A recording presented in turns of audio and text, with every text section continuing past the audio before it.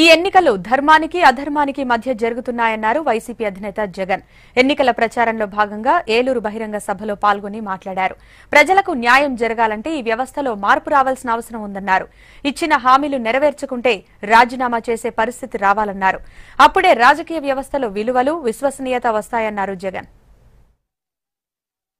ఇప్పటికే చూస్తా ఉన్నారు, మీ భూములు, మీ ఇల్లు ఇవన్నీ కూడా ఎప్పుడు పడితే అప్పుడు ఎక్కడ పడితే అక్కడ లాక్కునేదానికి భూసేకరణ చట్టానికి ఇప్పటికే సవరణలు చేశారు.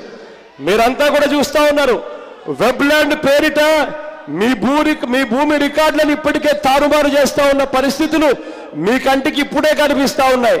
ఇక మళ్ళీ పొరపాటున చంద్రబాబు నాయుడు గారికి ఓట్లు వేస్తే ఆ తర్వాత ఇక మీ భూములు, మీ ఇల్లు ఇక ఏమి మిగలవు.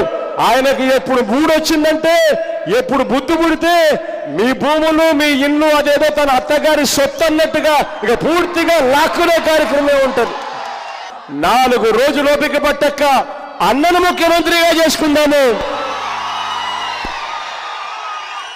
అన్న ముఖ్యమంత్రి అయిన తర్వాత మన పిల్లలను మనం కేవలం బడులకు పంపిస్తే చాలు. బడికి పంపించినందుకు అన్న సంవత్సరానికి 15,000 రూపాయలు ఇస్తాడు అమ్మ ఒడి అనే పథకం ద్వారా అని ప్రతి అక్కకు చెప్పండి. అక్క, చంద్రబాబు ఇచ్చే 3,000కు మోసపోవద్దక్క. 4 రోజులు ఓపిక పట్టక్క అన్నను ముఖ్యమంత్రిగా చేసుకుందాము. అన్న ముఖ్యమంత్రి అయిన తర్వాత మన పిల్లలను ఇంజనీర్లుగాను, డాక్టర్లుగాను, కలెక్టర్ల వంటి పెద్ద పెద్ద చదువులు అన్న ఎన్ని లక్షలు ఖర్చైనా పర్వాలేదు అన్న చదివిస్తాడు అని చెప్పి ప్రతి అక్కకు చెప్పండి.